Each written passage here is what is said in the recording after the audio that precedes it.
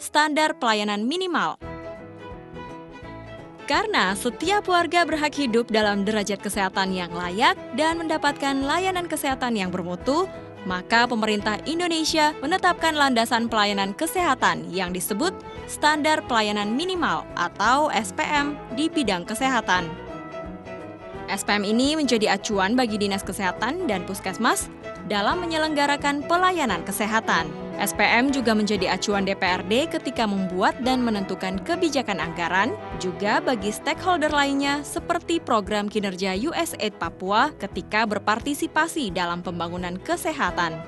SPM selanjutnya juga menjadi acuan bagi masyarakat dalam mengawasi pembangunan kesehatan. Dulu, program Dinas Kesehatan maupun Puskesmas cenderung salah sasaran dan tidak memberi dampak pada upaya memperbaiki derajat kesehatan masyarakat. Dibuat berdasarkan jumlah anggaran yang telah ditetapkan terlebih dahulu dan sering hanya merujuk pada program-program yang ada pada periode sebelumnya. Puskesmas sering memprioritaskan fungsi pengembangan atau inovasi daripada pemenuhan kesehatan wajib kepada masyarakat. Dengan adanya SPM, proses perencanaan dan penganggaran kegiatan Dinas Kesehatan dapat menjadi lebih baik. Rencana usulan kegiatan Puskesmas dibuat berdasarkan target Dinas Kabupaten Kota, bukan lagi asal meniru program-program periode sebelumnya. Dengan adanya SPM, program di Puskesmas disusun dengan tujuan berkontribusi pada pemenuhan target SPM di tingkat kabupaten kota. Target antar puskesmas belum tentu sama. Target disesuaikan dengan kapasitas sumber daya manusia yang dimiliki, sarana dan prasarana, serta populasi. Dan SPM ini mengedepankan kerjasama antara Dinas Kesehatan dengan dinas terkait lain, misalnya Dinas PU, untuk infrastruktur dasar yang menunjang layanan kesehatan. Selain bekerja sama dengan dinas terkait lain, SPM juga mengedepankan keterlibatan masyarakat dalam wilayah kerja masing-masing puskesmas untuk memenuhi capaian target tersebut. Dalam prosesnya, penerapan SPM memiliki kendala yang dapat saja berbeda di masing-masing daerah. 3 dari kendala proses aplikasi SPM itu adalah 1.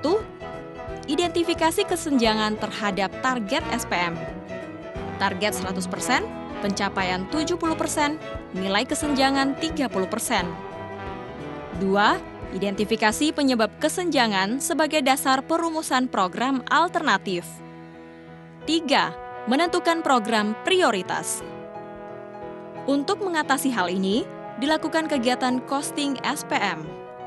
Kegiatan costing SPM yang didukung kinerja USAID sederhananya adalah proses penghitungan biaya yang dibutuhkan supaya puskesmas dapat berkontribusi terhadap target Dinas Kesehatan Kabupaten Kota.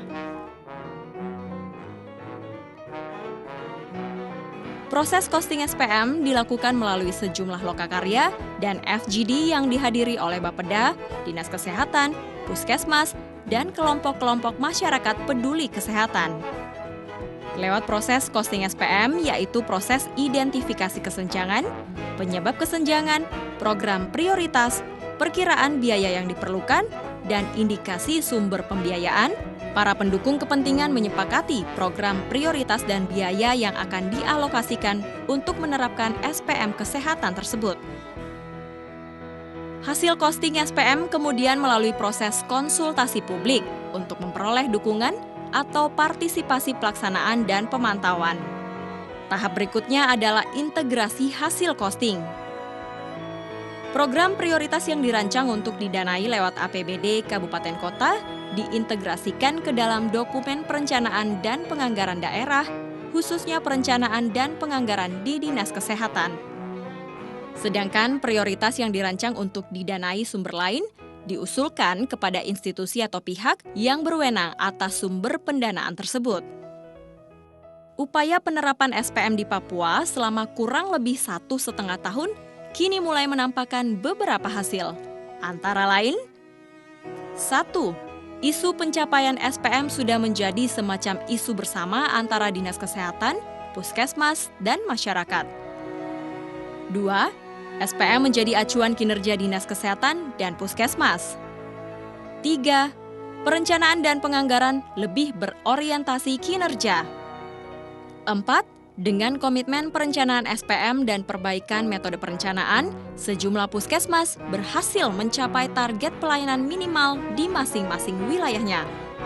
Hal ini merupakan indikator puskesmas mengalami peningkatan kinerja dari tahun-tahun sebelumnya.